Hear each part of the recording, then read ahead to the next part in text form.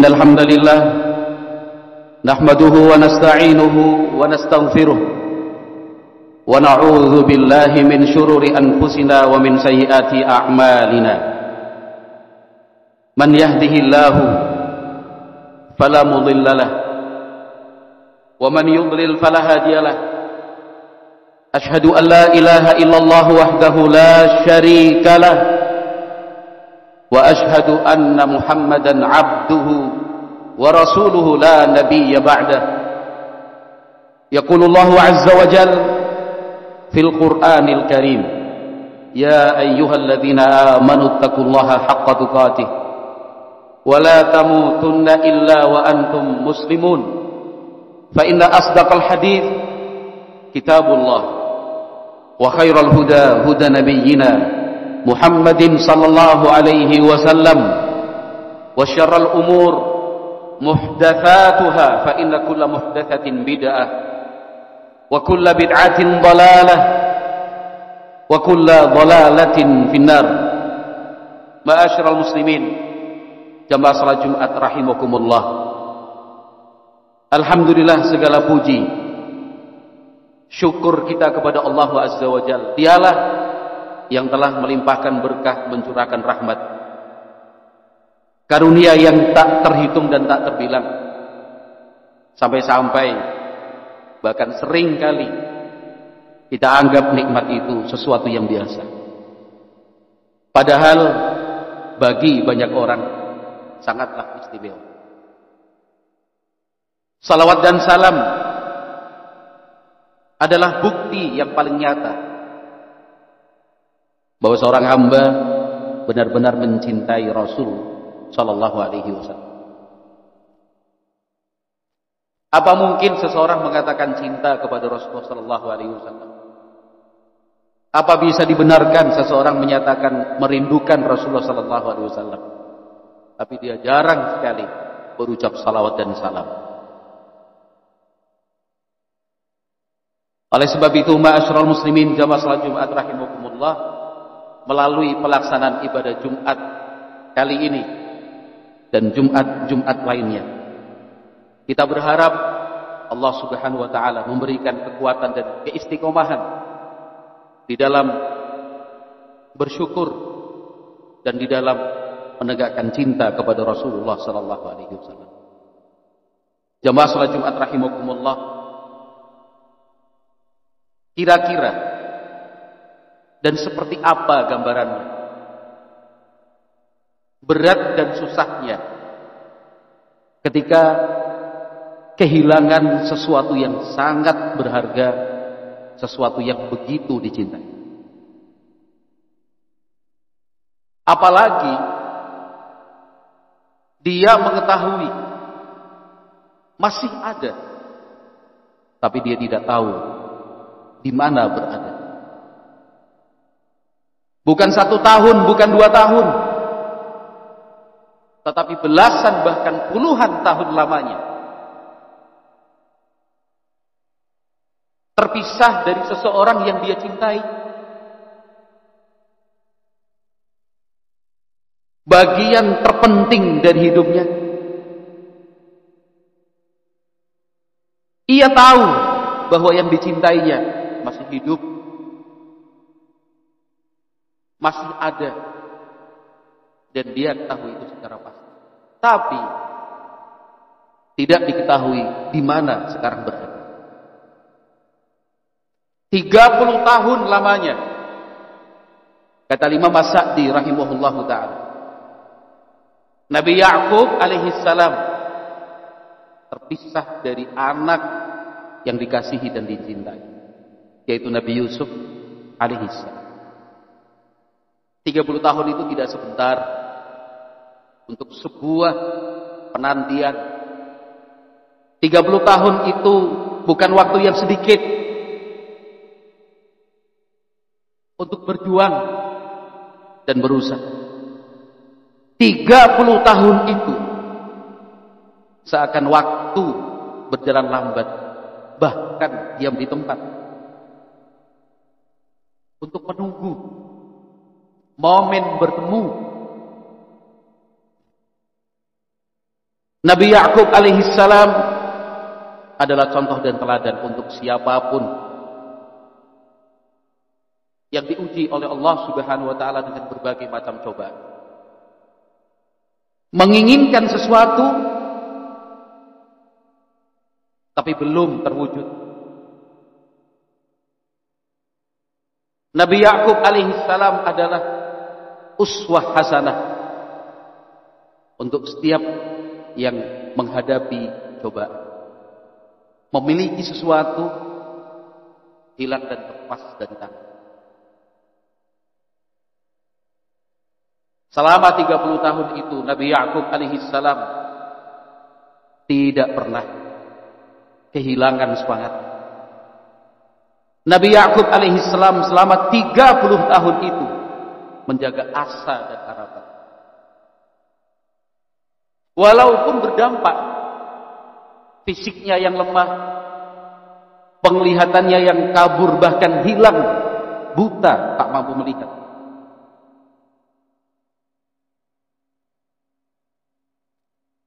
Semangatnya dan harapannya untuk bisa bertemu dengan anak tercinta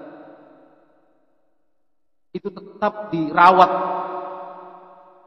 walaupun berefek. Setiap saat, setiap waktu bersedih. Tapi sedihnya selalu disandarkan kepada Allah Subhanahu wa taala. Qala innama ashku bathi wa huzni ila Allah. Sungguh aku hanya bisa mengadu dan mengeluh rasa berat dan sedihku ini kepada Allah Subhanahu wa taala, bukan kepada manusia atau makhluk lainnya.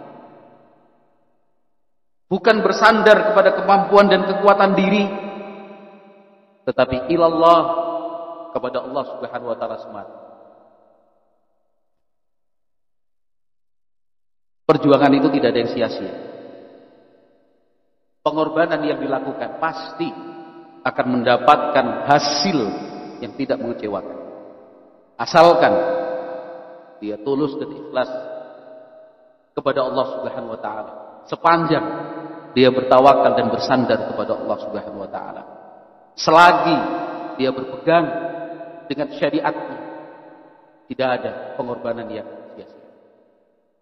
Ma'asyiral muslimin, jamaah salat Jumat rahimakumullah. Setelah berpisah hampir 30 tahun lamanya, ketika negeri mereka mengalami paceklik panjang, kemarau, sehingga bahan makanan susah didapatkan, maka Nabi Yakub alaihissalam menyuruh anak-anaknya untuk datang ke Mesir yang jaraknya tidak dekat. Anak-anaknya diperintahkan untuk meminta bantuan kepada menteri perbendaharaan kerajaan, yang ternyata tidak lain dan tidak bukan adalah Yusuf alaihissalam, yang dirindu-rindukan, yang dinanti-nanti. Pada keberangkatan yang pertama dari Syam hingga ke Mesir, Yusuf alaihissalam, Nabiullah, ketika melihat rombongan itu, yakin dan kenal itu adalah kakak-kakaknya yang dulu mencelakakannya. Nabi Yusuf alaihissalam menolak permintaan mereka, kecuali dengan satu syarat: bawa adik kalian yang paling kecil. Tapi karena kakak-kakaknya tidak pernah menyangka dan tidak pernah membayangkan sebelumnya bahwa ada kekuasaan Allah Subhanahu wa taala yang tidak bisa dicerna oleh manusia, mereka tidak ngeh, sama sekali tidak terfikir oleh mereka bahwa itu permintaan yang aneh. Itu suatu syarat yang tidak diberlakukan kepada yang lain. Pulanglah kalian, bawa kemari adik kalian yang paling bungsu, yang dalam riwayat disebut namanya Bunyamin alaihissalam. Kembali mereka ke Syam, menyampaikan kepada ayahnya bahwa muni'a minnal Kami dicegah dan kami dilarang. Kami tidak diberi apa yang kami inginkan, kecuali memenuhi syarat.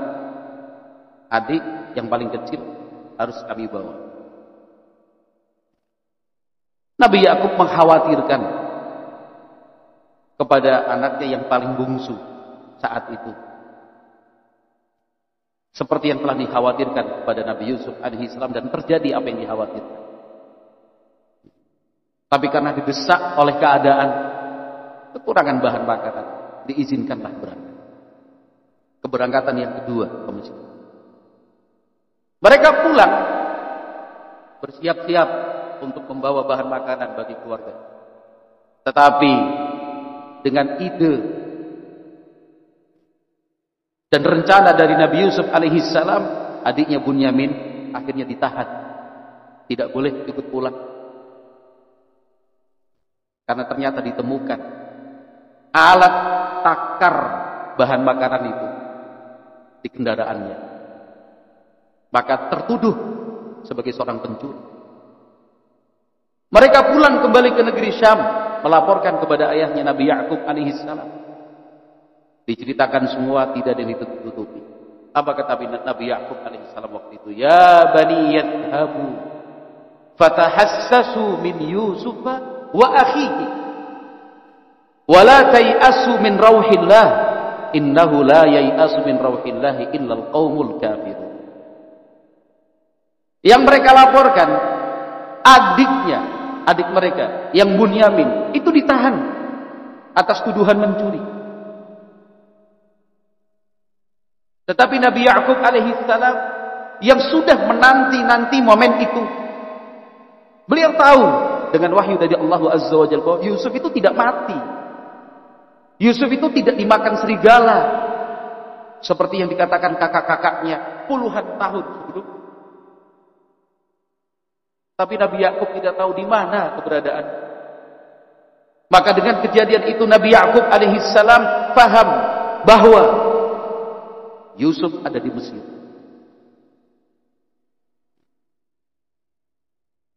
Karena untuk apa?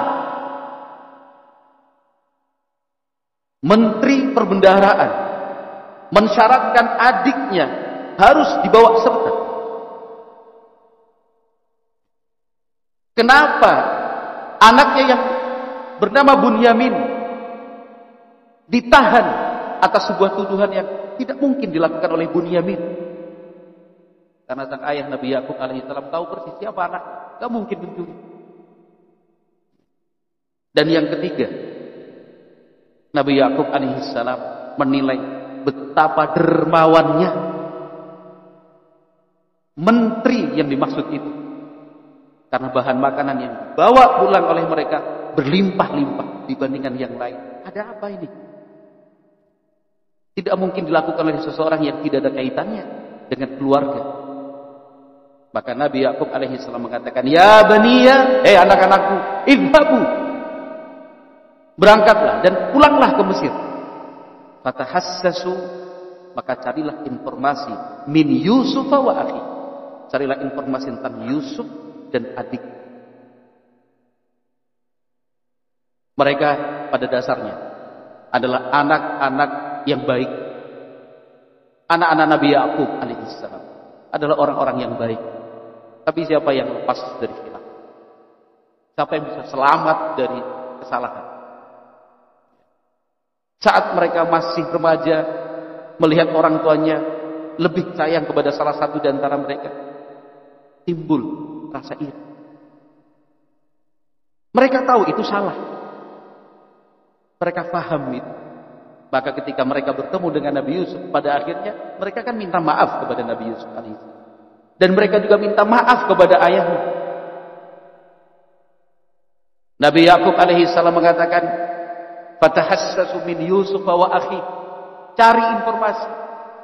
Tahassasu, kata para ulama ahli tafsir, itu bukan sekedar mencari, tetapi mencari informasi bidiqqatin, dengan teliti, dengan cepat, tidak asal mencari, dengan hati-hati, tidak kemudian asal-asalan.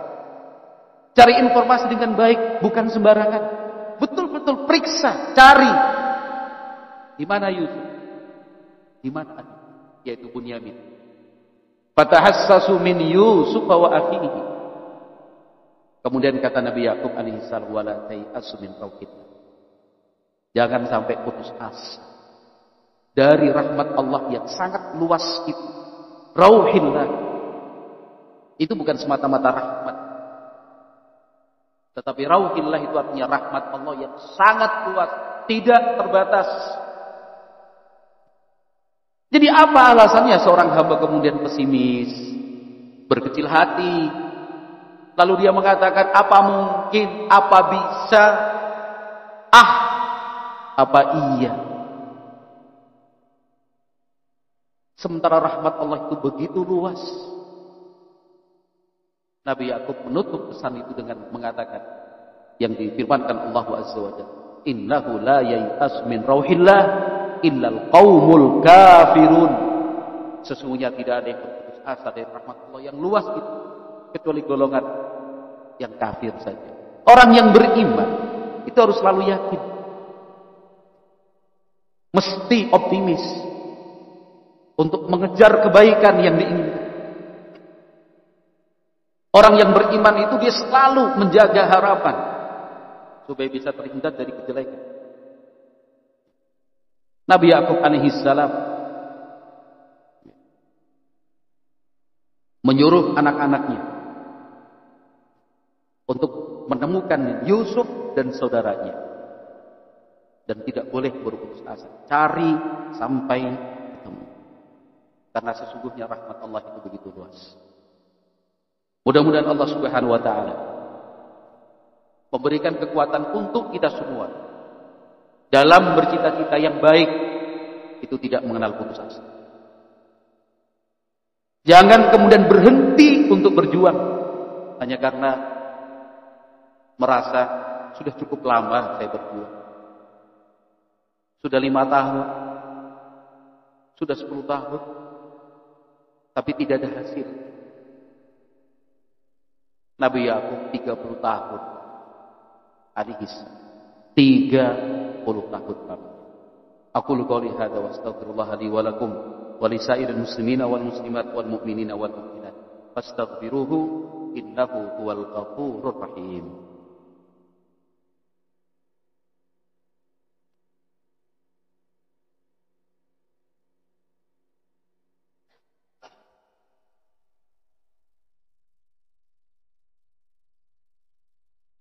Alhamdulillah wassalatu wassalamu ala Rasulillah wa ala alihi wa sahbihi wa man walah. Ma'asyiral muslimin jamaah salat Jumat rahimakumullah. Pada khutbah yang pertama kita sudah mendengar walaupun singkat dan ringkas tentang Nabi Yakub alaihi salam dan sedikit cerita. Karena cerita lengkapnya tentu sangat panjang.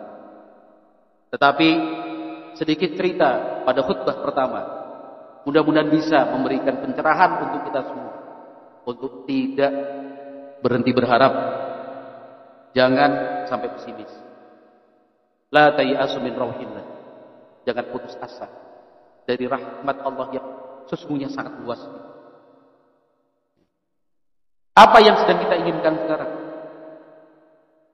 Idhabu fatahassasu. Jangan hanya berkeinginan saja, tapi harus ada usaha. Kalau dulu Nabi Yakub alaihi salam memerintahkan usahanya adalah idhabu fatahassasu, berangkatlah dan cari informasi secara teliti dan detail, maka itu juga yang bisa kita jadikan sebagai pegangan untuk mewujudkan setiap apa yang kita inginkan. Usaha, bergerak,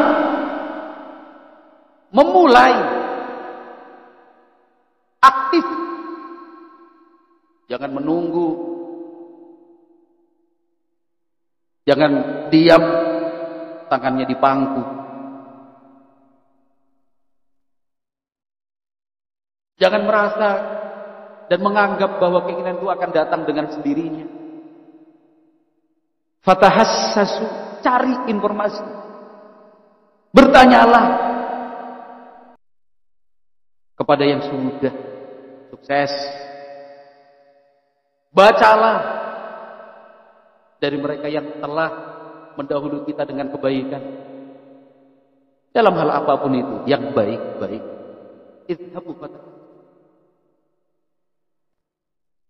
Kemudian apa? Wala tayasu min rabbik. Jangan putus asa dari rahmat Allah. Jangan pesimis. Rahmat Allah itu luas. Doa yang dipanjatkan tapi tidak kunjung diwujudkan, itu bukan berarti doa itu tertolak. Belum tentu. Bisa jadi Allah Azza wa Jalla menetapkan waktu yang berbeda dengan waktu yang kita inginkan untuk sesuatu yang sangat besar sekali, untuk sebuah hikmah yang tidak terbayangkan sebelumnya.